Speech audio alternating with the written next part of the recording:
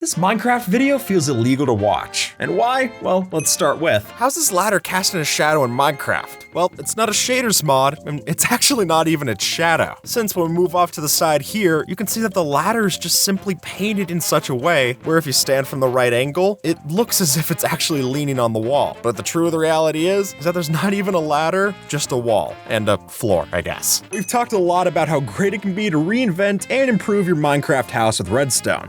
But what if we took it that one step further, got a bit more meta, and built the entire house out of redstone? Now, frankly, this can get a bit crazy, and the redstone is complicated to say the least. But being able to have your house both built and then retracted entirely through redstone systems, that's a sight to see. And sure, as you can see from this time lapse, it does take some time for the whole process to be done. But folks, Rome wasn't built in a day, so getting an entire house done and dusted in a few minutes seems like a good deal. One of the best parts of the Caves and Cliffs update's first half is the addition of axolotls. I mean, they're certainly the cutest feature, that's no contest. But what these water wolves have in the ocean, they don't exactly match on land. And you'll see as much if you beach one. They move pretty slow. That is, until you tie one to a lead, and then it'll move surprisingly fast speeds. Why this happens, I've got no clue. It is pretty hilarious, so I'm fine with it not making sense. Here we have a design that uses slime block flying machines to make a fully functional crane game. And it's all survival friendly. Since it's J2KL lays out in this design, we're able to use this controller at the front to precisely maneuver wherever we want our slime block claw to be. And then, when it's over the diamond ore, or the stone if that's what you want, I won't judge, then you can extend the claw, have it pick it up, and it'll move it back to where it needs to be. And honestly, just looking up at the ceiling and seeing all of the different pistons that it takes to move this block a couple of different ways, it's pretty satisfying to see. If not a little confusing, but really all the best redstones like that. Anvil should be one of the strongest blocks in the game. I mean, with a crafting recipe that almost requires a half stack of ingots, you definitely hope this investment could hold up. But apparently, even the smallest flower in the game can still break a block like this. As shown, you could drop an anvil on just about any decoration block in the game, and it'll break upon landing. And then, just as you start to understand that logic, it still manages to break this dead bush, making the whole thing even more ridiculous. Imagine a fishing rod hooked up to a redstone clock that cast and reeled endlessly. And just like that, fish and loot would magically funnel into your chest via the hopper. See, by combining this setup with zero-tick farms, you could skyrocket the efficiency. And according to a lot of players, they were overpowered and they made the game way too unfair for those who wanted to play regularly. And it seemed like Mojang agrees, since these farms no longer work. And while there are new designs out there to get you the same kind of loot from a fish farm AFK, it's a lot more complicated and a lot less effective. Trapdoors and ladders go hand in hand. So much so that whenever you put a ladder in your basement, it's almost a guarantee that you have a trapdoor on the next floor to seal it off. Though, strangely enough, they might have more in common than you think. See, because we're able to climb a trapdoor like so when it's above a ladder, that means if you make a pattern like this, you're fully capable to climb up multiple trapdoors in a row. But obviously, you can't climb iron trapdoors by themselves, so the whole thing gets confusing. Who would win in a fight, the Ender Dragon or all these wardens? Well, it's confusing, which sounds like a cop-out, but when you look at it, the wardens will try to attack the Ender Dragon, but no matter how many times they use their base attacks or their sonic boom, the Ender Dragon still doesn't lose any health. But more fascinatingly is that if you have all of these wardens here, then it's also possible for the combined force of all their sonic booms to knock the Ender Dragon way out of course. And at that point, they didn't kill it, but they certainly weren't nice to it either. I guess we can call it a draw. Snake is a game that works on basically any machine, and apparently that includes ones that we can build in Minecraft. Since this YouTuber MattBatWing shows off, they were able to code an entire algorithm just to be able to play the game as we would on regular hardware.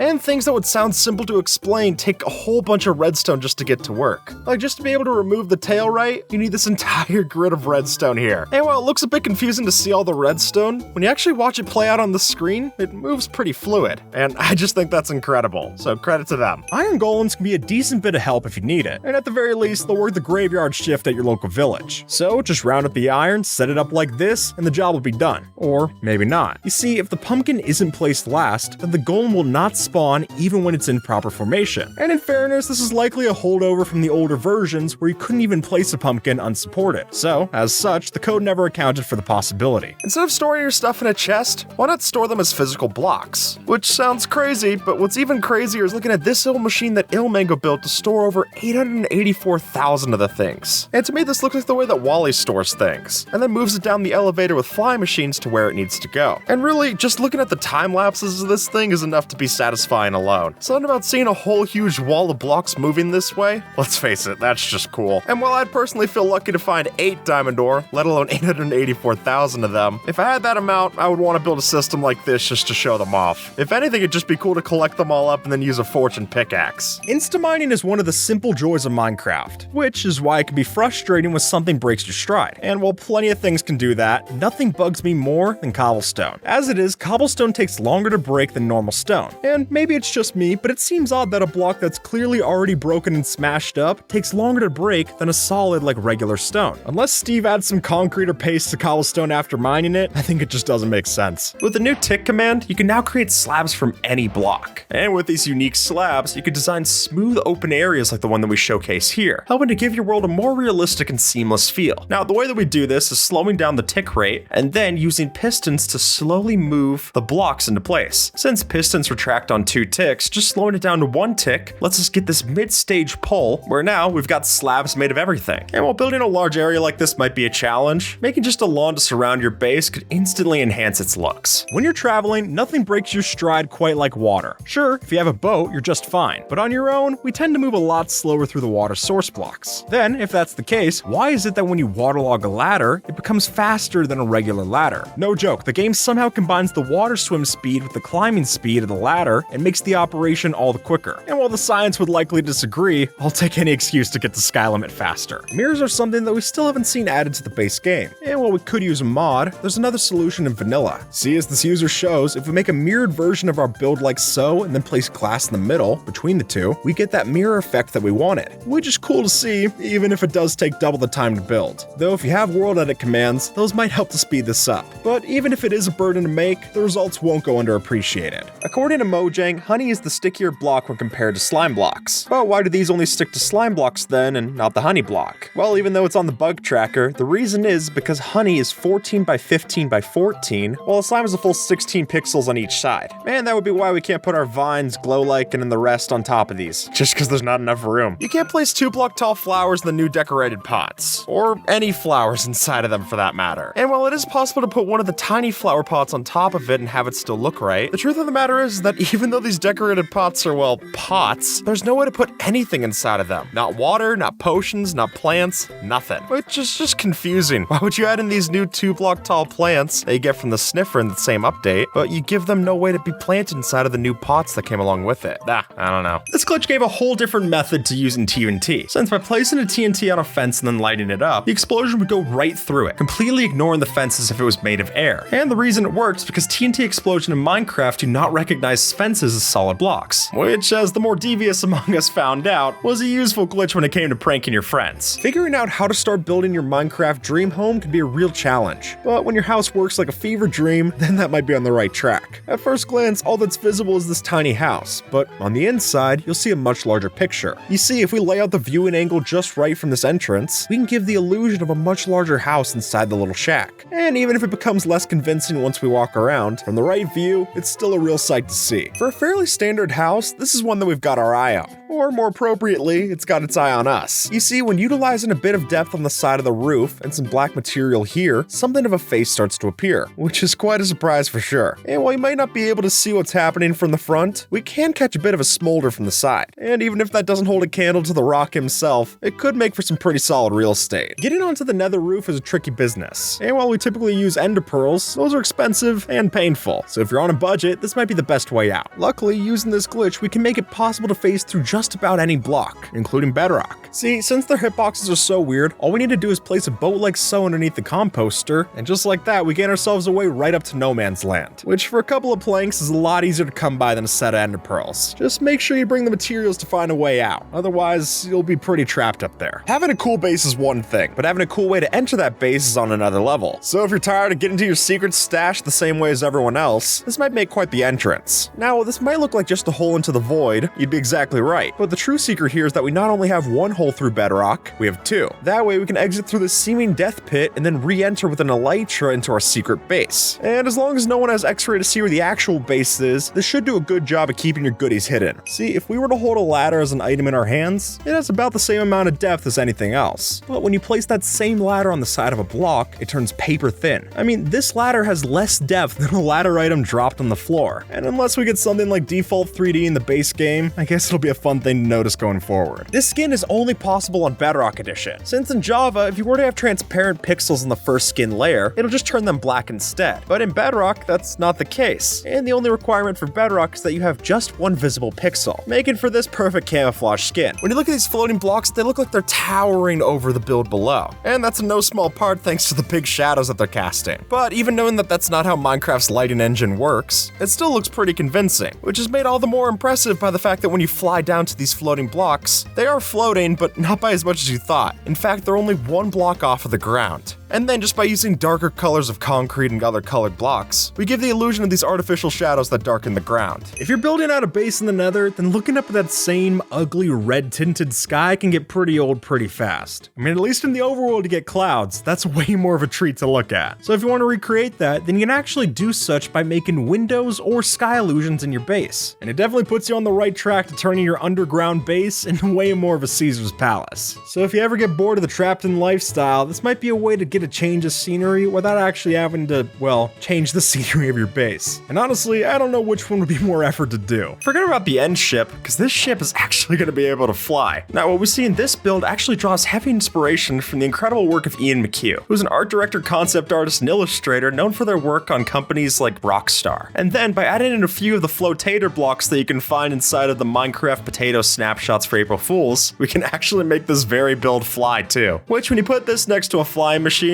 I'd much rather have this option, even if it does mean playing only this one snapshot. Now, for those of you who don't know what a zero-tick farm is, they worked because of a glitch where pistons could be activated and deactivated almost instantaneously. Now, the game usually runs at 20 ticks per second, but in this case, it just completely bypassed all of that. And by sending redstone signals so quickly through the piston, we could move blocks in the exact same game tick. And the reason this had to be fixed was because it allowed players to harvest crops at extremely high speeds, immediately giving us an infinite amount of sugarcane and bamboo that we could use for other things. Never take fall damage again using this one trick, since if we were to follow in the footsteps of this example, you'll notice that if you hit the crouch button right before you hit the ground, then there's a glitch in 1.19.2 that'll negate all fall damage that you would have taken. Now, timing this might be a little difficult, but if you're able to pull it off, it's quite the clutch to have in your arsenal. But one last note from the person who discovered this, you have to be jumping or falling from more than 35 blocks up in the air to get this to work. So don't say I didn't warn you if you fall from 34 and take all the damage. This has to be one of the most unsettling bases I've ever come across. Now, at first it might seem luxurious, we got walls made from diamond, gold, and emerald blocks, but what makes this truly disturbing are the heads. Yeah, here we've got it covered in the heads of every mob, most of which, if not all, are hostile.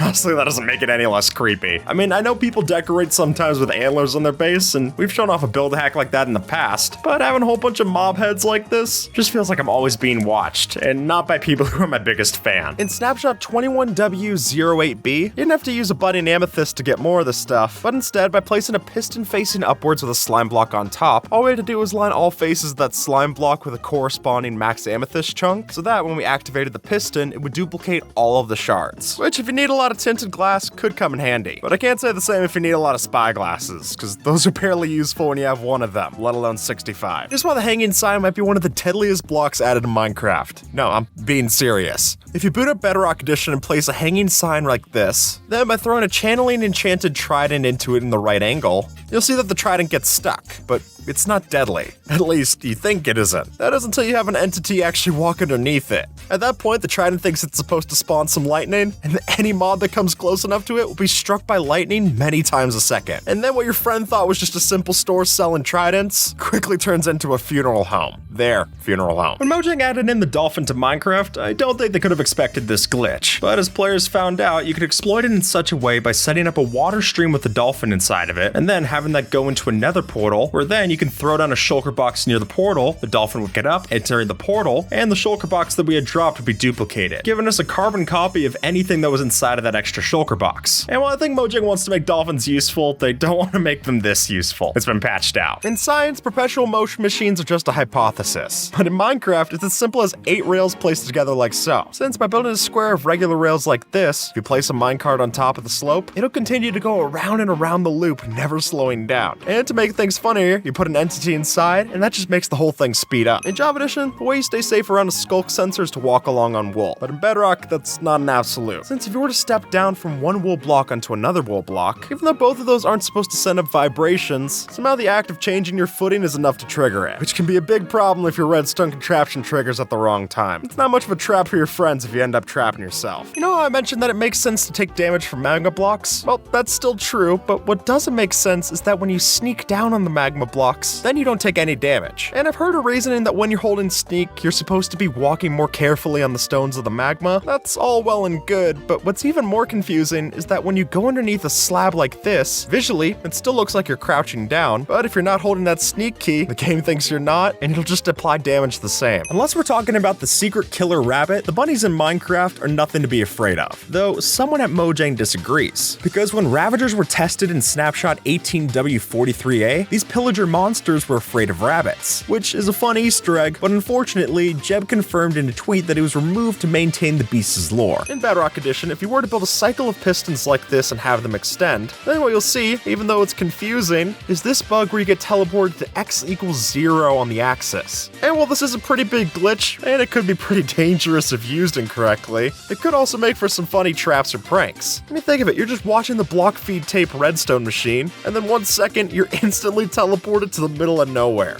No explanation, no feedback, it's great. So you go over to craft yourself a new set of iron tools, but in your hubris, you accidentally make a second pickaxe, so you put it in the furnace. Except regardless of the state that the pickaxe is in, you'll always get 1 nugget back in return. That seems pretty cheap, and instead, it might make sense that the amount of nuggets that you get from smelting an item is based off the item's quality, because you can't tell me that all of that iron just smelts down into 1 single nugget. It's just not possible. A long-standing tradition of Minecraft is you can actually craft 9 of a different material into a bigger block. And for that reason, it's always a surprise to me that we can't do that with a nether wart block. Lord knows that I can take 9 of these and actually craft them into a nether wart block, so why can't I undo the process? Way too many times putting a nether wart block in a crafting table and getting surprised as to why I don't get my nether wart back. And I've got a feeling I'm not the only one who does that. I'm not sure I'd ever want to live in one of these, because they look pretty weird. But if you do, then having a statue as your house could be a great way to know which one's yours. But then when you look further at the kind of builds that they've had in this post, you realize that looking at the same place at night, it's not exactly comforting when your neighbor has a house with a bunch of heads around it. But while some of these might be a little bit more creepy, taking a look at this muscular one, that's just a bit more funny. These gears used to be in vanilla Minecraft. See, in the Java Edition in-dev phase, there were these flat gears that could only be broken by letting water into them or exploding it. And if you tried to break them like a normal block, it would just break the block behind them. And maybe that's why this buggy feature never made it into the official game. This farm can produce over 1 million items per hour, which is a ridiculous number to wrap your head around. But through the help of glitch portals and update suppression, it's possible to get enough hoglins spawning through to the overworld that we get over 1,500 double chests worth of cooked pork every single hour. And I'm hungry, but that should be enough to even feed me. And if we go over to the nether side, you'll see that we have a row of glitch portals like this that make sure that every time that a hoglin spawns, it comes over to our overworld and gets cooked for our dining pleasure. But trust me, that makes it sound a lot simpler than it is to set up. Anyone who played Minecraft in the past knows that boats used to be fragile little things, and you'd be lucky to get through a swamp without smashing it into planks and sticks. Nowadays, that's thankfully patched, but with a machine like so, we can remember those old days in somewhat of a strange way. With a wave machine like this, the force of the slime blocks will cause the boat's hitbox to launch up and then slowly maneuver back to the ground. And then, if we were tracked before impact, the boats will smash into pieces just like they used to. As you'll see, back in the beta snapshots for Bedrock, there was a glitch that let frogs eat any goats that got nearby. So even if they can't eat fireflies, at least the goats weren't poisonous. This was promptly patched out, since it was just some leftover prototype code. Farmland has some weird restrictions that Dirt doesn't. Mainly, it's not a full block, so we're not able to place decorations on the side. This is the reason why torches and ladders don't go on the side of a farmland, which is a weird limitation, especially for the torches, but I guess it's understandable. Though, while those don't work, for some reason, signs do. And honestly, putting a torch on the side of your farmland seems a lot less crazy to me. But if you really want it, just type torch on the side of the sign, and there, that's the closest you're gonna get. This is a flying machine, and this is a flying submarine. Since by using the same technology, user Dylan D was able to make this very realistic submarine that can cruise through the water with no issues. And while that alone is wild enough to experience, what really sells this to me is the little details. Like the fact that we're able to hop inside these minecarts for a quick little ride, or if we place TNT up on top of these blocks, they'll get pushed up with the soul sand bubble streams and explode into ships that are above us. Let's face it, visiting the Nether is not a fun time. It's hot, it's ugly, and the locals aren't exactly friendly. So to get a taste of the second dimension from the comfort of the overworld, let's take after this. Here, instead of lighting the Nether portal, this user decided to make a picture frame out of it, which instead lends us a detailed depiction of the Nether out the back.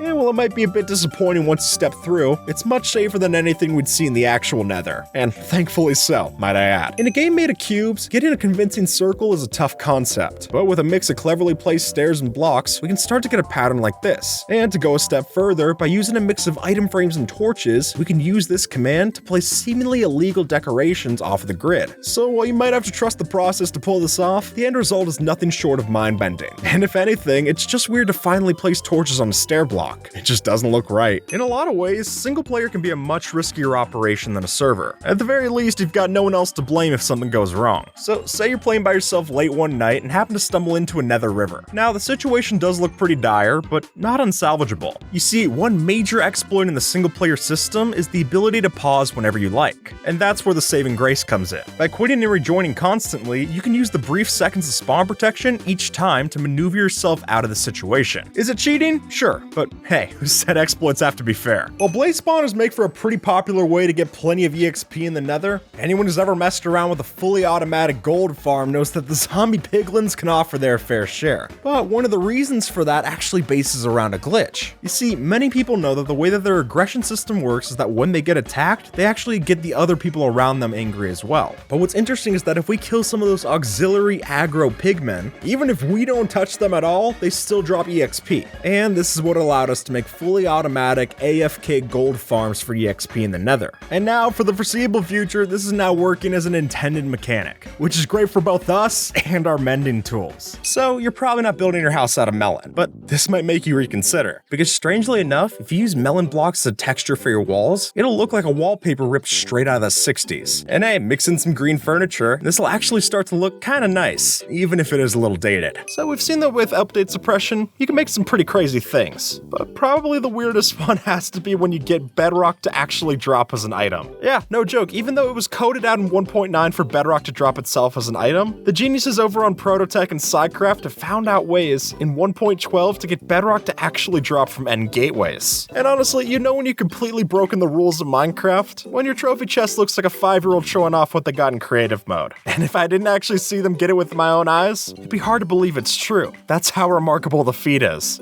I just hope they're careful where they place it after they get it. As you can see, every tool in Minecraft can break its respective material. Wood breaks wood, iron breaks iron, netherite breaks netherite, except for the gold one. And folks, you know it's bad when even the gold ore is unimpressed with gold's performance. Building a house underwater is already weird enough, but building one that looks like a clownfish, that's taking it up a level. Now from the outside, you'll notice that it looks exactly like Nemo, so I guess we found it. Case closed. But once you step inside, you'll be blown away by its beauty here too. And by making this all of the quartz as the base block, it works really nice with the underwater tones. And at that point, any extra color that you add to this just pops so much more. And so as long as you have a water breathing potion so you don't drown down here, there's plenty of ways to enjoy this house. Since the 1.16 update, the Nether has been a lot more dangerous to traverse. But while we do have new hostile mobs in the way of piglins and hoglins, there is a glitch that might help ease the pain. Now, to pull this off, hold up your shield the second that you go through a portal. Then, after the dimension loads in, you'll find yourself on the other side virtually unchanged. However, the game keeps your shield held up even while you're attacking or sprinting,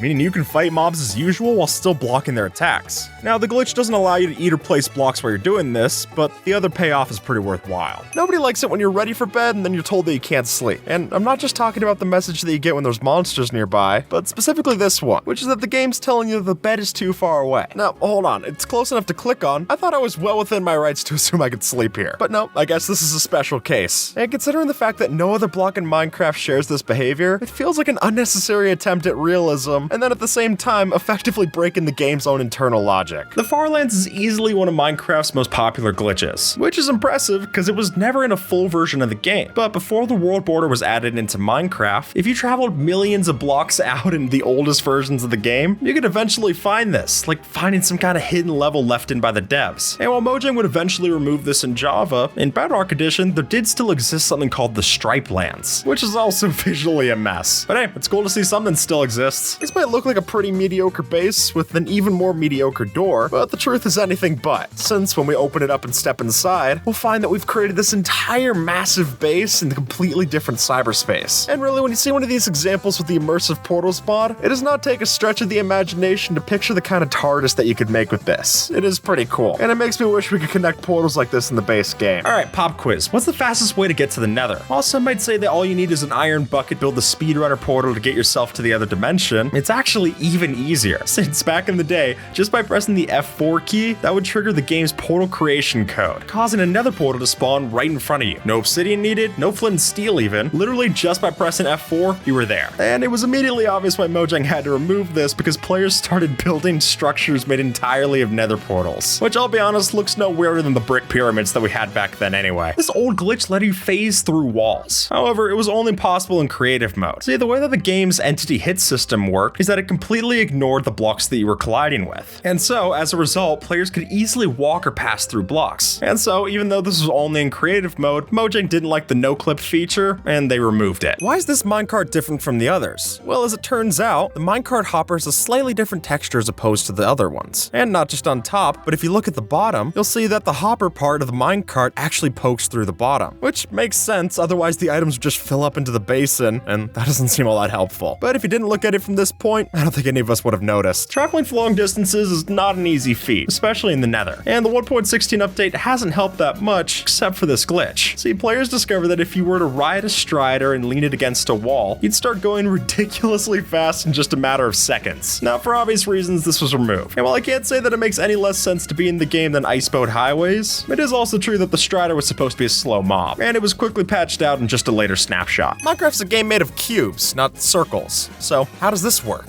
Oh, really, there's actually no circle here. But really, we're just getting the illusion of one by changing the line thickness outside of the circumference. So while the lines are nice and thick inside of what would have been the circle, when it gets to the outer edge, they fade off into the regular line width. Which not only gives us this cool circle effect, but it also gives the illusion of depth too, making it seem as if the circle was placed inside of these different pyramids. When really, there's no pyramids and there's no circle. The image is entirely flat. Instead of building a volcano in your next Minecraft world, you should really just build a portal, since that's what user Potato Boy did on Reddit and got the exact same effect. Now, thanks to the immersive portals mod, if you set up a portal on the other side of the Nether, then when we glance through the top of our so-called volcano, you'll be glancing straight into the fire and the flames. And with shaders like they're using here, the effect gets even better. And hey, sacrificing people in the Nether is going to be even better at getting the job done than some volcano would. So get ready for a bountiful harvest this year. Every now and then, society likes to debate back and forth on certain topics. Whether that's the color of this dress, whether it says Yanny or Laurel, or of course, what came first, the chicken or the egg. And now I think that Minecraft might have one of its own. Given the two truths that gravel falls when it's unsupported and a lantern cannot be placed without a roof of support, then answer me this. Does the gravel hold up the lantern, or the lantern hold up the gravel? And really, I've got no clue either way. The way that banners render in Bedrock, it's possible to place a banner down in water and it'll be completely visible from up top. Just,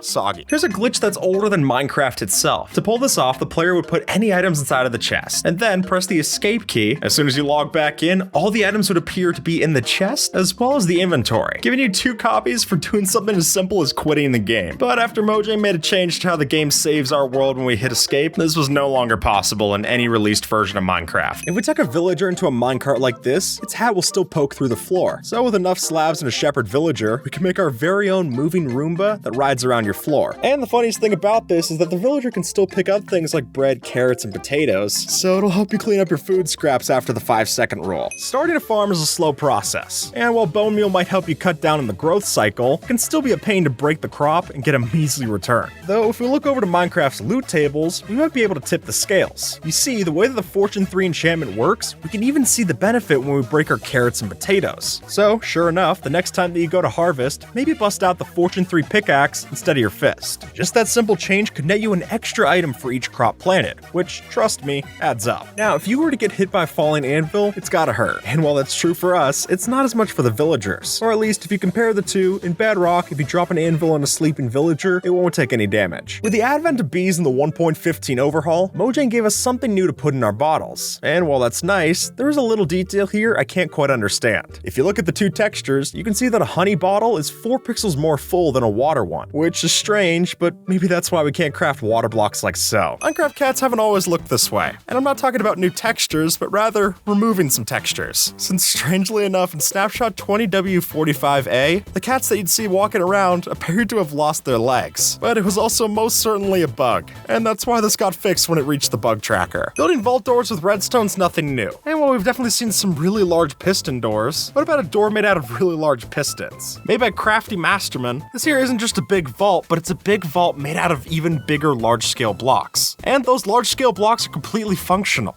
Like, no joke, look at the pistons, the repeaters, even the redstone dust and torches. All of them work, and all of them are giant. And honestly, when you look small compared to the buttons on the build, you know that you got something serious. It's weird to think about that when elytras were first added into the game, there wasn't a way to make them fly. Rather, they were way more of a gliding technique. That is, until players found out the unintentional way of putting their bow to use. As you can see, when you're flying around with an elytra, all it takes is hitting yourself with a couple of punch 2 arrows, and boom, you're flying off into the indefinite. Now, even if we wouldn't exactly call this a bug, it definitely wasn't what Mojang had in mind. So, as a response, in 1.11 snapshot 16W50A, that's when we got the intended way of doing this, which was, of course, firework rockets. And thank goodness for that, because the last thing I'm trying to do while I'm exploring my world is land a couple of bullseyes on my head to keep myself going forward. Now, a beacon's a tough block to get. Not only do you need to kill the wither, but you also need glass and obsidian, which are 2 blocks that you don't want to punch with your fist. But when you put them together into a beacon, then, no matter if you're using a pickaxe or not, you're able to break that just the same, which always looked so weird to me. I would have thought that at least the obsidian would mean that we need a diamond pick. But no, we're able to break this any which way that we want. Though for me, the way that I want might still be with a pickaxe. It just looks safer. Here's how to use a bundle to duplicate all of your diamonds. All you gotta do is lay out 9 diamonds on the crafting table to craft a diamond block, and then use the bundle to pick up the individual items in the crafting table. At that point, we still have our 9 diamonds in our inventory, but the diamond block will remain in the crafting table. And now we went from 9 diamonds to 18, giving you a short track to the new richest person on the server. I would just suggest moving. I don't think the IRS takes kindly to diamond duping. Back in 2012, if you ended up going past 30 million blocks in either the X or Z direction, you would start to run into these phantom chunks, where they'd still look like regular chunks, except once you went through them, you'd fall right into the void when you step on it. But now in 1.19, we can get to the world border, but we can't go past 29,999,999. Here's how to use a cake for infinite redstone. First, place down the cake, and then place a block in front of the cake. After that, if you place a comparator with redstone dust in front of the block, you'll notice that when you eat the cake, you'll have created an infinite redstone signal. And the only way the comparator will turn off is if you update the block. So,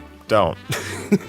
Instead of trading with your villagers in the overworld, you should trade with them in the end. For the simple reason that if you get a villager set up like this, and then use the end teleporter gateways, we're able to easily keep trading with the same villager without it ever timing out. And the best part about this user design is that we don't actually have to break bedrock to do this. But rather, we just flip the trap door, activate the water source, and then trade with the villager as we're getting teleported between the 2 different spots. That alone makes it completely possible to keep trading with this villager as many times as we want, since it bugs it out and it'll never have to restock. So while it might take some time to set this all up, this definitely could be a design that saves you time in the future. Okay, so you've probably heard of the Headless Horseman, but what about the Bodiless Steve? See, after placing down some path blocks, we can throw a pig inside a minecart, hop on, and ride into the floor like so, with only our head to poke out of the top of the path, which can either startle your friends or lend to the weirdest game of soccer yet. And whichever option you choose, just make sure not to dismount the pig while you're down there. Otherwise, you'll go from an awkward situation into something a lot more uncomfortable. Here's why this anvil will never fall, or this sign will never break, even if it's not supported by anything. Since of this simple little piston contraption, we're able to completely break Minecraft logic. Now, when the sticky piston retracts, it doesn't properly update the block that's on top of it, or the one that you attach to the piston's arm. And the reason for that is because the piston doesn't actually think it's supposed to work, since the obsidian's keeping the slime blocks from being able to move. And as such, the slime blocks aren't the only one that doesn't move, and we can get all of these illegal blocks that you see here, giving us one of the simplest ways to do update suppression, and one that still works in modern versions, might I add. I must be a bad trainer, because no matter how many times I try to tame wolves, I can never get them to sit still. Though the reason for that might just be because when you summon a wolf on top of a slime block and then tame it, you can't actually get it to sit down, since the way that the slime block works, it's a little bit less than a full block size, and that confuses the wolf's hitbox so that it sits down and then stands right back up. I can't say I blame them, I also don't want to sit down and nickel Nickelodeon gag. Take a good look at this, it just looks like a regular ice cream sandwich. And if you fly just right, it even seems as if it's built that way. So what's so special?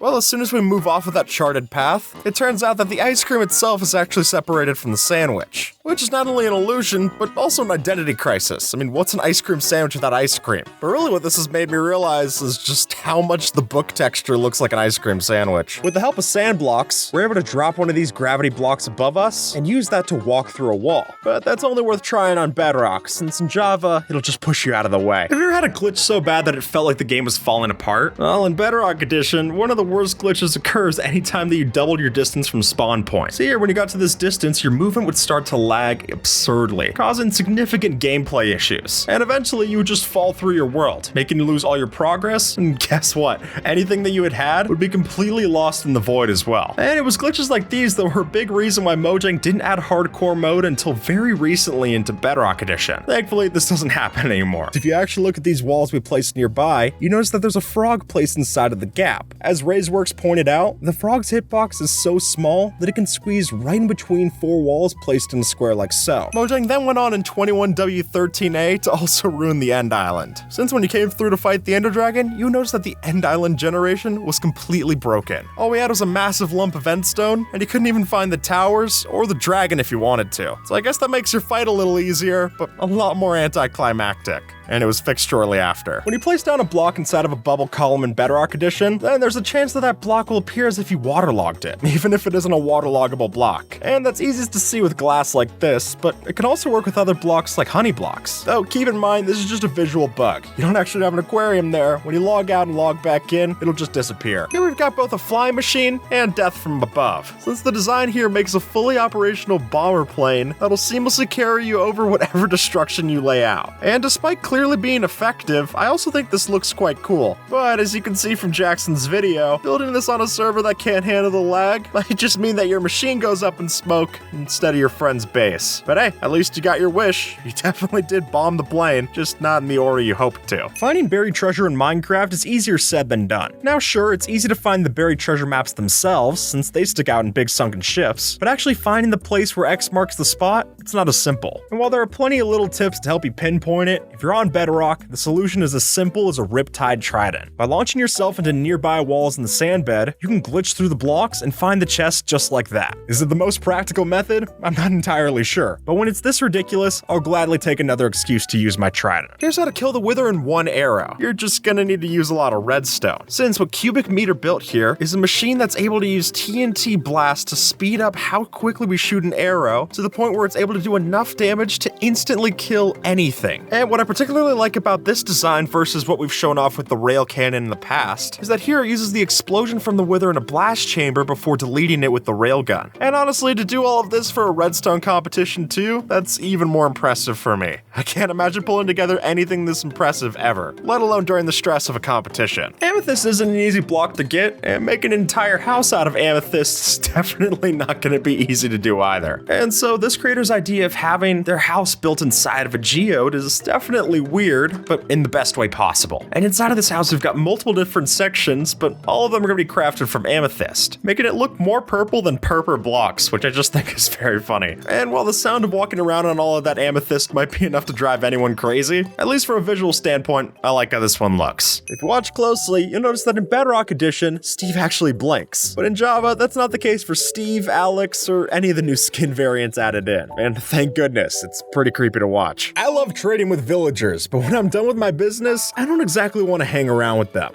No offense, but they're not much for conversation. So if you're like me and you just want to reap the rewards without having to deal with too many Squidwards in your base, then a villager pop-up system using slime blocks is definitely the way to go. As you can see here, when you're ready to trade away your glass panes, all you gotta do is flip this and the villager will pop out from the floor ready to do the business. And while this might not seem entirely humane, look, I won't tell the iron golems about it if you don't either. We'll keep it our little secret. The Minecraft community spends hours upon hours to find new and creative ways to frustrate the game's developers. And the most recent example of this is the updated double carpet glitch. See, before Mojang patched the original, we could use these double carpeted gaps to freeze mobs in certain squares. And that was a great help for keeping your villagers stuck in one place in the trading hall. But unfortunately, that glitch didn't last too long. At least not in that format. But now we can do basically the same thing by just placing these carpets over bushes instead. And really, whether you're trying to keep the peaceful or the hostile mobs stuck in one place, this just proves the berry bushes can do quite the trick. Apparently, it's possible to stack enchanted books, which is a weird sight, but let's explain. By putting 2 books enchanted with a curse in the grindstone, it allows you to stack them instead. And this is because you can't remove curses with a grindstone, so it just glitches out the output. And then you can shift click out the end result, and it'll put them all back in your inventory. What we have here is Mumbo Jumbo's famous example of building a walking house in Minecraft. And while it's not exactly going to be a comfortable journey, you can't really store as much as you would in a regular house, it's hard to say it isn't impressive when you walk past spawn with one of these. And seeing how other players have taken this idea and ran with it in their own flying bases, I think that's pretty special, if not a little terrifying. In alpha version 1.0.15, players discovered they could place torches directly on leaves, even though it was a transparent block. But because we weren't supposed to do that, the game did not handle this interaction well. By opening up this trapdoor underneath my bed, that'll give us access to the secret minecart underneath. And then by having that minecart placed on top of an activator rail, we have a quick and easy way to get in and out of our secret base. And this works particularly well, especially because if you have a bed up top, it already looks like you have a base. And I doubt very many people are going to be checking underneath your beds for any kind of monsters. And then when you're ready to leave, use the same minecart and it'll shoot us right up top. Minecraft blocks come in one shape and size. That is, until today. See, by using distance and a clever stair-step-like build, we can make it seem as if the block that we placed is actually quite small. And this way, we practically guarantee that any visitors will be left with a question mark as to how it works. But besides a prank, you might actually find yourself using this on a larger scale. And really, we'll leave the finer details of that to you. But I will say, this could make for a real mind-bending entrance to your next base. The Ender Dragon is a destructive boss. Truly, unless the block is native to the end, the odds are that it's getting destroyed. And while it makes sense that the dragon could break down your cobblestone tower, why are ender chests on that list? After all, they're made of obsidian, so the logic would figure these are pretty safe. But as you can see when we put these next to the dragon, that's just not true. But hey, at least if she breaks this chest, your items are still well and good up in the cloud. In current versions of the game, it's still possible to open up a shulker box, even if it's going to collide with the block. And folks, the number of blocks this can happen with is too long to list off here. Really, just place any of these next to a shulker box, open it up, and you'll see something that looks far from intentional. But perhaps the most interesting is that it also doesn't break the blocks that it interacts with, which is nice of it. It only breaks some rules, not the annoying ones. One of the oldest duplication glitches in Minecraft dates back to the original alpha versions. For this glitch to work, you place a cactus in the shape of a number 5 like you'd see it on a dice, like this with a hole in the middle, and then to duplicate the wood, you place the boat in the middle of the hole while standing near the cactus. And while at this point, usually after breaking the boat, you would only get about half the materials back, by doing this, you would end up with even more planks and sticks than you had originally to craft the boat, which started us on this long journey of Mojang trying to remove duplication glitches in practically every version of survival. Take it from me, adding a hidden basement to your Minecraft house takes it up a definite notch. But you know what takes it that little step further?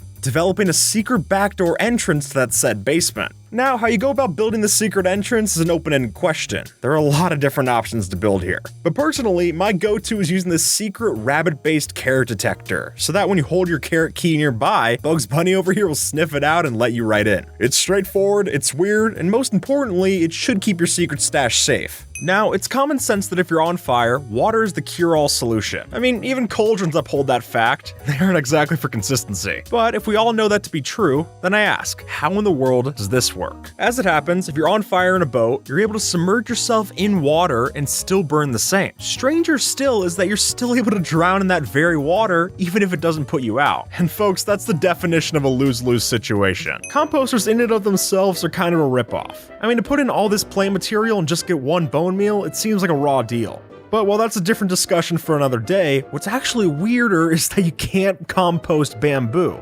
Now folks, in real life, bamboo can absolutely be composted. It's a natural fiber. But here, no chance. It's just panda food. So if you want to make your bamboo farm into something to get you bone meal, you're out of luck. Here's how to hold more than 64 items in a stack. Since as Weefy shows off, if you were to shift-click a bottle inside of a brewing stand, then it's possible to stack more than one bottle per slot. And then when you go to pick up the stack of bottles from each slot in a row, they'll continue to stack in your hands, giving you a stack that's larger than 64 items in size. And in theory, you could use this to stack up to 2.147 billion items in one hand. So that's the maximum size of the integer value. Though when you go through and make this, don't just place it in your inventory, since all that'll do is just offload one stack of 64. But if instead you go ahead and drop it, then all of those items will exist on the floor, and probably be a mess to clean up too. Armor stands used to create some really weird effects. For example, by placing an armor stand on a slime block, that would cause slimes to appear on the ground. Or by putting a raw rabbit onto its head, that would then show a rabbit mob sitting there. And the same would happen if you put a fish item onto it. That would make the fish wiggle around on the armor stand. And finally with the chicken, as you can see, it would appear unnaturally large. And while they wouldn't affect regular gameplay that much, they still were removed because they were just too weird. From this angle, the pyramid doesn't look that special, but when you stand above it, we get a pretty weird effect. It's almost as if the pyramid itself is making into a rounded square of some sorts. And really, the whole reason this happens is because even though we have the blocks at different elevations, there's no shadows to be seen. So your brain never really recognizes the depth that's actually coming in. And instead, we just get this weird pillow effect. We can wait for this build hack to load in, but the truth is, it never will, because that's the whole point. And by mixing together an invisible item frame with a goat horn like this, we can use a command block that constantly updates it so that it rotates and creates this loading screen animation that we see here, which can be great for making your friends think they have a bad internet connection, or it might just be useful to have for the next time you set up a new map and you need something for the players to see while you get everything ready. And really, so few of the Minecraft textures are animated, so it's nice to see us make do where we can. When hoppers were first added into the game, they initially only had a work in progress texture, but maybe not in the way you're thinking, because as you can see, this only showed up when you had the hopper inside of your inventory. But even with that said, it is still pretty funny to walk around with a WIP just hanging around in your hand. Now, if you scroll through your YouTube recommended, you've likely seen this illusion show up in a thumbnail once or twice. So let's break down how it works. See, what's happening here is that if we place 3 sea lanterns like so in the corner of a room, it'll give the illusion of a weird rotating cube. And that's a strange sight from most any angle that you stare at it. But hey, now you know how it's done, and as long as your friends don't, this could still offer up a solid practical joke to put to use. Instead of a minecart track like this, try this instead. With the way that minecart's rails work, we can manipulate the physics in such a way so that when we get pushed by a piston, we actually end up going extremely fast on this line of rails. Sure, the end result does cost a lot of redstone, but when you see the kind of speeds that we're able to output here, I think that quickly makes it worth it. And plus, there's even different piston bolt designs that'll let us go upwards, diagonally, or even move mobs around as well. And that would be the reason why many technical Minecraft players use this as their go-to way to travel thousands of blocks in between their builds, especially when it works in the nether. Here's how to survive the void in survival mode. Since unlike in Java, if you play in Bedrock Edition, there's actually an invisible floor that exists right on top of the void. So if you were to give yourself plenty of enchanted golden apples and ways to stay alive, then when you drop down onto the void, you can actually still walk along the floor. Not that it's an enjoyable stroll, but it's better than dying outright. Now, you've probably killed the Ender Dragon before you delete your world, but have you ever duplicated it? Since as crazy as that seems, it's entirely possible. Just ask Sandiction. Since if we use enough blocks to obscure the Ender Dragon's place above the perch, we're able to glitch it out so that it'll be stuck in place, completely breaking its AI. And then we push that dragon with flying machines so that it goes through one of the end gateway portals, and there you go, no more dragon. That is until you go through the portal and find that the dragon is over on the other side completely fine. And after enough time, the portal will also come back as well, letting us return and have a dragon, which is great, but it's still not duplicated. But sure enough, after pushing that dragon back into place, if we spawn another one, then we've got 2 dragons. I mean, hey, might as well break your world before you delete it. At least this is a more fun glitch to look at than just corrupting the world file entirely. In 20W22A, there was a glitch where if you logged into your Minecraft world with the clouds turned on and then turned them back off, and if you do that correctly, the clouds should stop moving on screen. That is, until you move. At which point they'll follow your every movement precisely, which is more than a little creepy. I've heard of the hills having eyes, but I guess the clouds do too. This is my house, and this is shockingly still my house, because what we've done here is split up base completely down the middle into a 50-50 design. And by having 2 contrasting colors, we can make this really feel unique, especially if you're splitting it up between overworld and nether materials. And to me, this looks like a perfect thing if you've got a black cat girlfriend and a golden retriever boyfriend to live at. Maybe more fit for a sitcom than Minecraft. Dispensers in Minecraft are able to do a lot of the same capabilities that we can do with a right click. And while this means that they can literally place and refill water buckets at their own notice, if they're next to a cauldron, they're not actually able to fill them. Honestly, I don't know how this hasn't been added in. The way it is, it just seems like we're limiting this feature for really no one's benefit. It's not game breaking, it would just be kind of cool. And it could definitely add some fun machinery to your next potion farm. Now, when you look at just this carpet by itself, you can easily tell that the lines are straight, but add in some staggered stripes of black and white, and now those lines of carpet don't look as straight straight as they used to be. But the really simple optical illusion here is just by having the lines look as if they're shifting, can make it look as if the colored carpet that we put on top now starts to go diagonally up, diagonally down, it's all over the place. And I love how even when you know how this one works and take away the black and white lines, it's still enough to break your head. This chase scene will never end, and the reason for that is because we're chasing ourselves. See, by cleverly using these portals from the Immersive Portals mod, we are able to create our own infinite hallway. And because of the mirror effect that you get from using multiple of these portals, it almost looks like we're chasing ourselves down an infinite sequence. Which would be why that if you turn around, you'll also still be chasing yourself. Or rather, you're getting chased. I honestly don't know how that works. But really, when the physics are this wonky, I don't think anyone else could. And hey, if you're only looking to build one room, then this is a way to get an infinite amount of use out of it. Literally. Either this build's really big, or you're really small. Because what we have here is kind of an illusion where we built the blocks all to giant scale. And once you step inside in this one, going back to a regular sized world just feels strange. Like when you've seen the details this close up, it almost feels like you know a secret you weren't supposed to about the blocks. But if you want to explore this with friends and maybe even play hide and seek, I think this is a great spot for it. You can even create secret bases inside of the blocks, adding an extra layer of challenge when everything around you is so massive. The glitch we see here allowed players to generate an endless amount of dragon's breath, which is supposed to be a very hard to obtain item only accessible during a dragon fight. But the way that this is work is that players would look up at the ender dragon while it was attacking, and then interact on its head directly with a glass bottle, causing the dragon breath particles to spread out across the entire end island. Which for those of us in Java who aren't able to make tipped arrows in the same way that we can on Bedrock, this seems like it would have evened the scores a little bit. But nonetheless, it's been patched out. For a brief time in Minecraft, the deadliest mob in the game happened to be a falling block. Yeah, doesn't look too intimidating here, but back in Snapshot 18W31A, there was a peculiar bug where if you dropped a falling block on top of a mob, for some reason that would cause the mob to sink into the ground. And unfortunately, we weren't any safer, since if a player was squashed by a falling block, you would just fall through every other block in the world, including Bedrock, and then die in the void. The only ones who are safe are shulkers, and maybe that means their shells are better for armor than we thought. The Frostwalker enchantment has quite a bit of power, and if you got Frostwalker 2 on hand, then you can tame some of the biggest oceans and put them in your control. And while that's all well and good, don't expect to show that same kind of dominion on a waterlogged slab, because sure enough, even though these things have water in them, it's in the name, you're not able to Frostwalk them. Now, from a game design point of view, I can see why this happens. But folks, I think it would be pretty cool to see some ice stairs. At the very least, it's worth playing around with. You've heard of speed bridging, but this is speed towering. And the way that this glitch worked is that it would let players build up to 8 blocks directly high off the ground without having to jump on the tower and build 1 block at a time. All you need to do was hold down the crouch button, and then while jumping in place, you press down the place button, and all of a sudden we would have a stack of blocks just like that. And this glitch could even go through single blocks, which means we were able to send TNT to players without them even knowing. This cube looks like just that, a cube.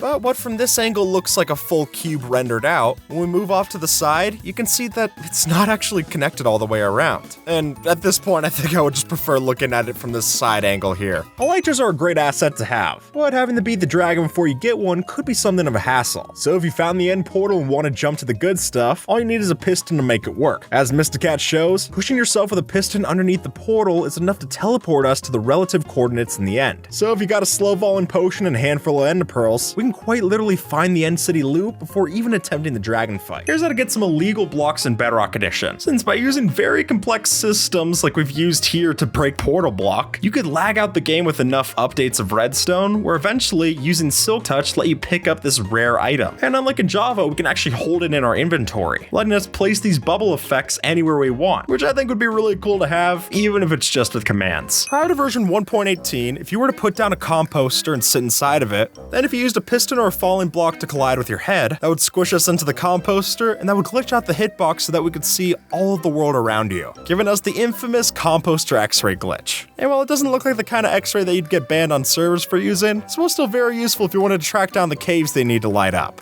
And like all useful things, it's no longer in Minecraft anymore. Abandoned mine shafts are fairly common, but this one seems particularly rare. Now, normally we'd expect these mine shafts to be down in, well, the mines, but this one happened to spawn all the way up inside of an iceberg, which is even weirder when you consider that this type of behavior should only happen in mesa biomes. And this iceberg feels like the complete and total opposite of that biome. Though at the very least, this does give us some extra daylight outside to keep that spider spawner from giving us any trouble. You ever wish a yes or no question had a choice for all of the above? Well, that's where this build comes in. Since with this strange bit of perspective, we're able to set up an illusion so that from this angle, it looks like yes, and then from over here, it looks like no. And then from other angles, it looks like ness, but you can ignore those angles. It's really the two that we're caring about. But what I love so much about this illusion is just how classic it is to Minecraft. I mean, this example that we're showing here by the Malta 87 was built 11 years ago, back before Minecraft is even released. And while you do need to build up quite a bit of scale for this to actually work, I think the results are pretty impressive when you go through with it. Now, of course, with Minecraft's wonky world generation, you're sometimes going to see non-flowing water. But that's not all that exciting, because as soon as you block update, it's just going to pour over. That is, unless you use this trick using seagrass and bone meal, because apparently that bug hasn't been fixed yet. With a setup like so, you can place a water bucket at the top of a 2-block structure, and then throw in some of that seagrass right there at the bottom and bone meal it. Just like that, remove the blocks on the sides, and you got your very own non-flowing water. And while that's cool, that's not even the last part, because as you can see, no block update is actually going to get this to flow over. Somehow the seagrass just keeps it all in that 1 cubic meter. So is this game breaking? I guess technically, but it's not exactly overpowered. If you were to place fences underneath the end portal in the stronghold, then when you drop any kind of falling block like sand or gravel on top of it, you'll notice that when you jump through to the end side of the portal, you'll be collecting duplicates of that same block. Though to do this, the falling block has to fall from more than 6 blocks above the portal. You fail to do that, and you'll just be stuck with a singular sand block, and that's just sad. Hiding a secret door behind a painting is old news in Minecraft, which might mean that you've never taken the time to realize just how weird it is that we're walking through a completely solid painting and coming out the other side. And not just paintings, signs, item frames, torches, all things that are completely solid in real life. In Minecraft, we can slide through them like we're made of liquid. Though that's funny, because even liquid gets stopped by something like a sign, making this all even weirder. TNT, much like its creeper parent, is a reactive block, though it might not always make the most sense. As it's laid out here, it seems a bit confusing that the TNT ignites from any other kind of fire, but a campfire, not so much. I mean, these things are hot enough to light me on fire, so why not the literal gunpowder inside? Though I suppose we should be grateful, since this gives us one way to use TNT decoratively. But honestly, looking at this just feels wrong. Like at any moment, it'll update and go off. If you don't have an ender chest, then hiding your valuables is a tricky business. And while we've talked plenty about the creative ways to stash your loot, this might just be a new favorite. While playing in Bedrock Edition, if you push a block into a chest minecart, then, even though it's still there, you can't see the entity. And here's the best part, we can open it up just the same. Just make sure your crosshair lines up like such where you can't see the outline of the block, and then you'll be safe to tuck something in the bookcase and know it's safe and sound. You can't see it, but there's invisible pistons here. And the way we did that is using a bug that's in Bedrock Edition. Since if you play on this version, you can make a piston invisible by breaking it while it's being powered by a repeating redstone clock. And then when you add back in the blocks and break the clock, it can still function like a regular sticky piston, which I'll admit will make for the coolest hidden base of the game, if unfortunately it didn't reload as soon as you log out of the world. Every now and then, Mojang will add in an item, but then it just flies under the radar because it doesn't get used. And for my money, I gotta say that one of those is rabbit stew. Because after all, if you take all the different ingredients that it takes to make a rabbit stew and just eat them separately, it will fill up more hunger than the rabbit stew does altogether. So either Mojang needs to change it so that these stews have a bit more going for them, or they're just gonna stay at the bottom of the eating bin. Sometimes the past is very different from how you remember it, but even factoring the Mandela effect, I swear that Minecraft 1.9 never looked like this when I played it.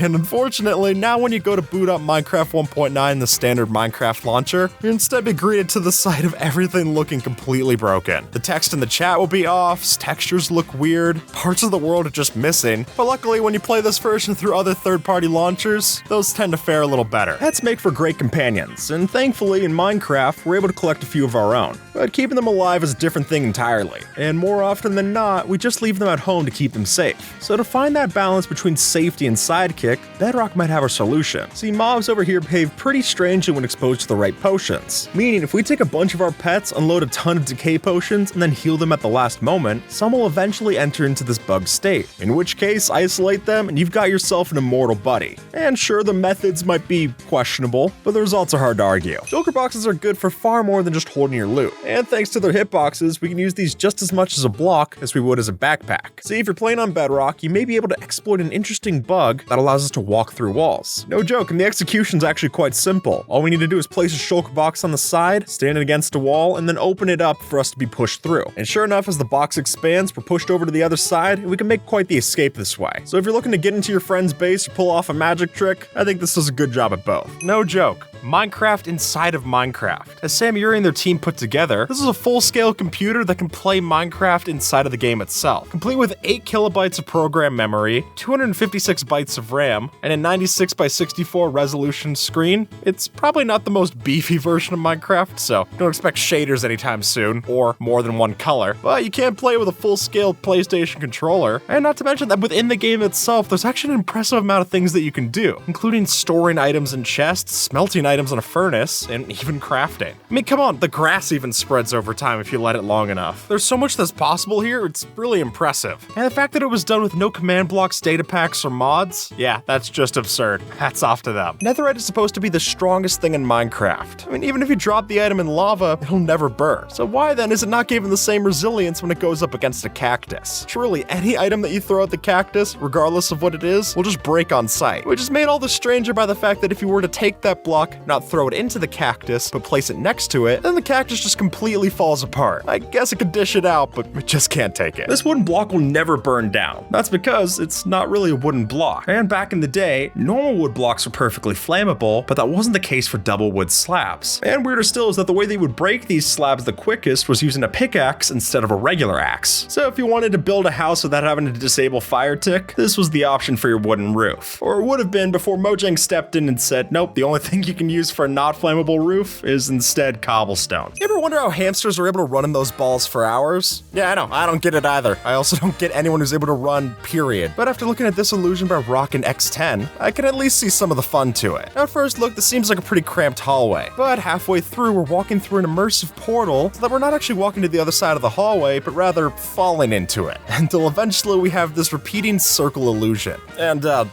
you might not want to eat before you try this one. It can get a little disconcerting, but come on, it's still pretty cool. Now, folks, it's news to no one that lava is hot, except, of course, if it's just a few drips of lava, because according to Minecraft, those are completely fine. Now, I get it, these are particle effects that are really not meant to do much, but based on my limited time spent in school, lava hurts, and if you get it on you, it's gonna do some amount of damage. And while this might be more of a pain to add to Minecraft than necessary, it would be a good wake-up call when you're mining to be careful where you tread if you got lava drips burning into your scalp. Elytras are great for flying, but hovering, not so much, which unfortunately makes these really impractical for any kind of precise action like building or mining. But if you're looking to keep the precision of pillaring or bridging without leaving anything behind, then scaffolding could do the trick. And no, not like this, but rather like this. You see, if you spam right-click enough on the top of a scaffolding stack, you'll eventually see a floating bit off in the distance. Now, this isn't a real block, and it's only visible on the client side, but you can walk on it just the same. So if the server has flying enabled, this can clearly help out for manhunts or master building. Not only does a lava blanket give off plenty of light to stop potential spawns, but mobs over here can't spawn in the magma anyway, nor will they want to go near it, might I add. And while I'll fully admit that this would look a lot better in the nether, over there, the lava isn't as much of a deterrent, so it's best to keep your boiling base over here in the overworld for now. Living in a desert has its benefits, but lush greens just aren't one of them. And seeing as leaves we bring here will desaturate to the biome's color map, our garden looks a little bland, where it would be if it weren't for azaleas. See, when we shear the leaves off an azalea tree and place them down in another biome, they don't change color with the location, meaning we can have the illusion of fresh trees grown right out in the desert. And while your friends wonder why their oak trees look worse than yours, we'll have quite the oasis to see. Spawning into a new world should be a positive experience. After all, it's the start of something fresh and exciting, so that's gotta count for something. But in this case, it's more of a rude awakening than a clean start, since on this seed, we just so happen to spawn right on top of a cactus of all places. And I don't think I'm out of line by calling that a bad spawn. So if you want to start out your world with a depleted health bar and a bad attitude, I guess this does the trick, for whatever that's worth. Is Minecraft's world a cube? Well, this one is. And what we've got here is a mini cube-shaped planet packed with multiple different biomes and an interior that has the nether. Think of it like a next level version of Skyblock, but you don't have to worry about accidentally messing up the cobblestone generator. And then downloading a gravity mod that lets you walk around this, you'd feel like you're playing Mario Galaxy, especially because we typically use the Mario Galaxy songs in these videos. Guilty as charged. When you're inside, this elevator feels like it could go on forever, and apparently that's more than true, since what's happening here is that when we press this button, it isn't the floor that's going up through the elevator, but rather the walls that are coming down. Sure enough, if this user shows off, with a little bit of command block trickery and some distinct patterns, we can make it seem as if we're constantly going up this elevator shaft. But when you step outside, it turns out that nothing's actually moving. And while this illusion only really works if you're standing on the inside, it is still pretty cool to watch from the outside as well, almost like a barbershop pole illusion. This incredible machine is able to entirely disable hitboxes, and it was built on the most crazy server imaginable. What you might call the EMP or the Immortality Machine was built on the 2B2T server, which is the most famous anarchy server for getting basically killed in every way imaginable. And the way this works is that it lags out the game in such a way, including enough to crash the server multiple times, that eventually it lowers the ticks per second so low that we're no longer able to take damage from anything. It's literally impossible to register any action when the game's going this slow. But worth mentioning is that this wouldn't lag out most servers that you tried it on. And the reason it does in this case is because of the specific plugins that Housemaster uses. So as long as you don't do those, you should be fine. You'll also be fine if you don't invite these people to your server and call it anarchy, but I digress. Building a raid farm is one thing, and it actually gets pretty simple. But building the stacking raid farm that we have from Cow King, yeah, that's a different story. And the idea here is that we're going way out into the middle of the ocean where there's no other possible area for a raid to spawn. So then when we get the bad omen effect, we're able to control exactly where they're going to be falling down to. And then by keeping both our player and our villagers safe inside of a composter like this, we then set it up in such a way so that the raid center has been moved 96 blocks away from the player. And the reason that 96 blocks is important is that that means that we're able to get the bad omen effect again and again from previously spawned raiders. And then with the help of an armor stand like this so we can use the sweeping edge on enemies, we add in a couple of extra things like a Vex suppressor and some hopper sorters for all the items we're going to be getting, and it's done and ready to give you 200,000 emeralds per hour. And one thing to note is that while this design would work in versions later than 1.17, because of the changes to the raid mechanics in 1.18, there are more in-date designs. But if you're lucky enough to play on 1.16 to 1.17, if you build something like this, you're going to be having more than a few emerald beacons, let's put it at that. Membot's one of the Minecraft geniuses. I mean, if Carpet Mod alone was any proof, they clearly know the ins and outs of how to make this game great. I mean, literally hired by Mojang to give you any idea. And this Guardian Mosh Pit farm is an incredible way of seeing just how much they can push the limits. Here we can see a version of the farm that gives us 1.8 million drops per hour. And while to build this we have to completely get rid of the rest of the world around it, with the help of the World Eater quarries that we saw from earlier, that gets a lot more easy to do. And then with the nether portals tucked in just right next to our spawning platform, we guarantee that every time that a Guardian's possibly able to spawn, it gets immediately transported to the nether and drops down this shaft to die on top of lava. You could even use looting to increase the amount of drops that you get from this farm.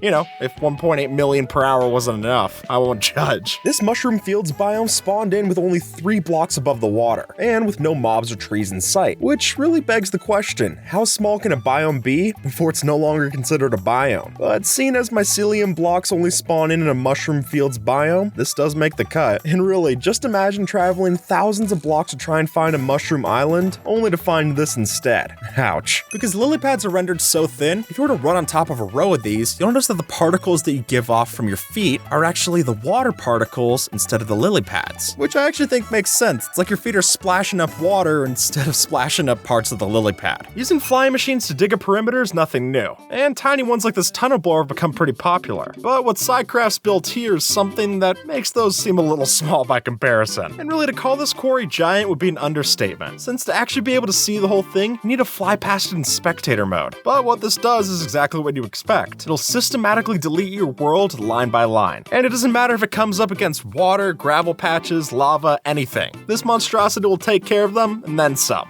So now the only question is, what do you do with this giant hole? Lava doesn't leave much for visibility, and while a fire resistance potion helps a bit, the problem still persists. So instead, we'll have to look elsewhere, and apparently chains offer an elegant solution. Using these in certain versions, we can place them horizontally and get a shot of the blocks below. So if you're fresh off raiding a bastion and want to excavate a nearby lava lake, then it seemed that you're all set. And while I'm more accustomed to using a slab, if you don't have a potion, this oddball pick might be the best bet. While Minecraft clearly isn't going for realism with its graphics, there is one tidbit that cracks me up whenever I see it. And no, it's not just that Minecraft square and rectangular mobs cast round shadows, though yes, that's weird too. But as people have pointed out, these shadows can even be cast through solid rock slabs. And perhaps the cherry on top, it's possible to have those shadows appear on top of light sources like lava. And folks, while that is a laundry list of weird things, I guess they do give Minecraft its visual charm. Steve's ability to crawl into small spaces is a definite game changer. But with that newfound ability, Mojang intended for a few different limits. things. Like, for example, how you're not able to move from a 1 block tall space to a 0.5 block tall space using a slab. After all, the player isn't exactly a contortionist. But if we place snow layers in a stack like such, we can just happen to get in a space as thin as the slab would allow. So if the caves aren't claustrophobic enough for you, this might do the trick.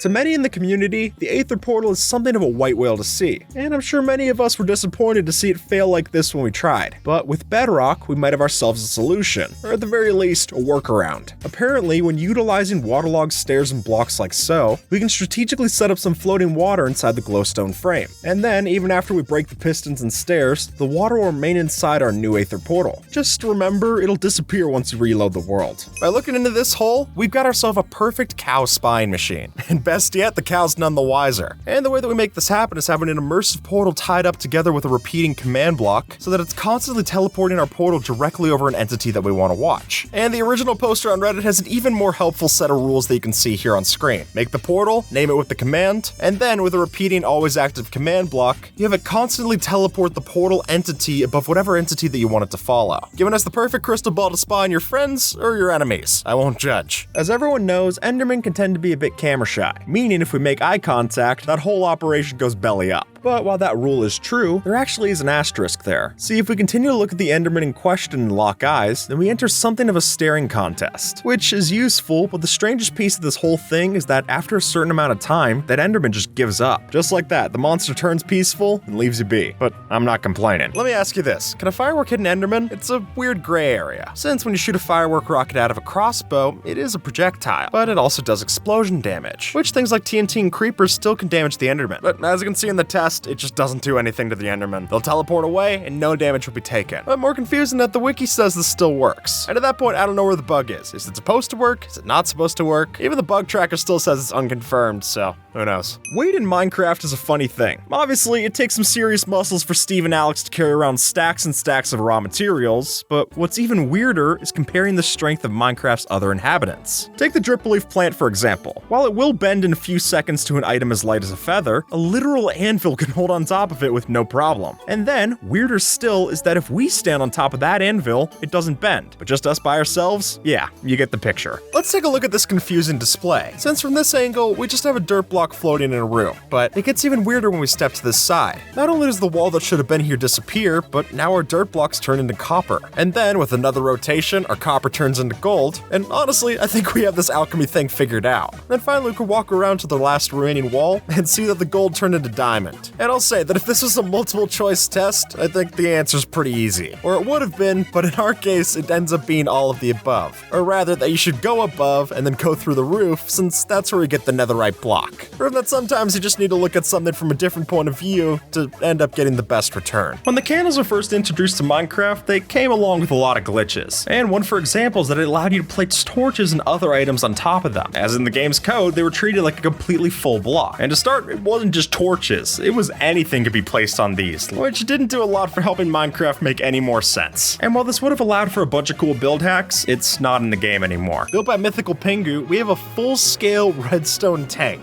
And it's not just the tank part that's impressive with this, but also how much is built inside of that tank. Like, did you know that it is a fully functional aircraft carrier? Meaning not only does it move, but the aircrafts can move with it. And also, its TNT cannons aren't just something simple, because when you press the button to fire them off, it'll dupe a whole bunch of TNT and then launch it off like birdshot. And of course, it's hard to look at this thing and not appreciate what's on top of it. This here's the Mega Nuke, and I can give you one guess what it does, but even when you expect the name of it, watching it in action's something else. And at that point, I have to agree with the original title of the video. Calling this the most expensive tank seems more than fair. I mean, it's even got netherite blocks in it just to show off. Meaning you can not only blow up your friend's base and then some, but you can do it in style. Why does this middle part of the square look so different? Well, if we're flying around from up here, it's tough to notice. It just looks like it's floating up there. But once you get up close, it's easier to see that what's actually causing this is that we just offset some of the pixels that should have been there in the pattern. And sure enough, by using a trick that simple, as soon as you step back, it really does sell the illusion. When you get up close to this one, it's hard to tell what's going on, because really, there's nothing to see from down here. But then then as we start to pull back, all those smaller squares that we added into the pattern will eventually become larger squares until, as we zoom out even more, you get to see this distorted effect on the square outline, giving you a wavy square effect when there's really no waves in sight, and also a bit of artifacting as the game tries to render this all in one image. But when you look past that, you can see that truly all these lines are straight. Follow along any part of this square and you'll notice that it all lines up. But taking the image as a whole, because of the way that we have the square patterns going inside of the actual squares, it tricks your eyes so that you're thinking that you're following a non-straight line. And then adding some heavy contrast of black and white squares, the effect gets pretty good, even when you know how it works. Did you know Mojang made it so creepers can't explode at all? It's really no joke. We're just gonna have to go up to the build limit to test it out. Since in current versions of the game, if you were to get a creeper or an exploding TNT block up at Y level 320, then at that build height, they're not able to destroy any blocks. And the reason for that is that when the game checks to see if the block has the right resistance, it just returns null. After all, you're not supposed to be able to place blocks up here, so why should it explode? And that means all explosion spread is nullified as well. Now, what's so special about this wall? Well, for starters, it's not even a wall. Since once we move out of the prime viewing spot, you can see that not only is this not a wall, but literally none of the rings are touching each other. They're all in completely different planes, and most importantly, built out of a flat color. Otherwise, any kind of texture here would just give away the illusion. We're not allowed to sleep in beds in the Nether or the End. That's just intentional game design. But it's intentional game design that I don't think the villagers were made aware of. Since if you get a villager into the Nether through whatever torture means necessary, and eventually get it next to a bed, then sure enough, you can get them to sleep in either of the other dimensions without the bed ever exploding. But you try to kick that same villager out of bed, it's gonna end one of two ways. And if you get your villager over to the other dimension and you notice they're not sleeping, keep in mind they'll follow the overworld time schedule. I guess they're just jet lagged, or portal lagged. I'm just glad it's not actual lag. Now, one of the cool features in Minecraft is that if you throw an instant health potion on a zombie, it actually hurts them instead of heals them, and vice versa for an instant damage potion. But following that train of logic, wouldn't it make sense if regeneration instead worked as poison on undead mobs? And for better or worse, this would somewhat make witches into healers when they throw out their poison potions. And it would definitely add some stress the next time you see a team synergy in the dark. That's some genius by the name Sloymay built full-scale Hangman in Minecraft using only redstone. In Sipover's redstone competition, they made it so there's not only a full display for you to play on, but also a death message that shows when you die. I mean, I have trouble picturing how much time it would take to lay out all the wiring for the buttons here on the button deck, let alone making it actually playable in the allotted time for the competition. Yeah, that's something special. And then they went one step further and added leaves for decoration on top of it. At that point, that's just flexing. This illusion feels straight out of an MC Escher painting, because when you look at the walls, you'll see that the stairs somewhat defy gravity, and it's hard to tell which one of these is actually going in the right direction. And if you're not careful with this one, you'll find that it's pretty good at disorienting you. Though I guess if you were to use something like the up and down and all around mod, at that point, gravity doesn't matter either, so you'd be able to walk into any of these doors just fine. Since the maps in Minecraft are able to be one perfectly flat color, you're actually able to create some pretty cool optical illusions. And folks, my favorite one of these yet probably has to be this eye that seemingly follows you wherever you walk. Whether you're off to the left or right, it's still gonna be looking right at you. And while I'm sure you all could get creative on the different ways this inanimate eye spies on your players, one that I'd particularly like to see is building this kind of eye inside of an actual Guardian statue. That way, even if you're not gonna get blasted by their beam effect, it's still gonna be pretty unsettling to have this follow you around. As we've shown off already, the Immersive Portals mod offers the ability to change large scenes into 1x1 frames, which means they can essentially take a large landscape and have it appear as a small diorama, which is how we're able to get this whole mess. Where you can see this village house placed on the trapdoor like so, but then when we flip open this trapdoor, we can climb into that very same house, even appearing as if we're rendering sideways on that diorama when we placed it. And after looking at this, I might be losing my grip on reality too. And with that, folks, YouTube thinks that you might like this video, so see if they're right and have a good one, alright?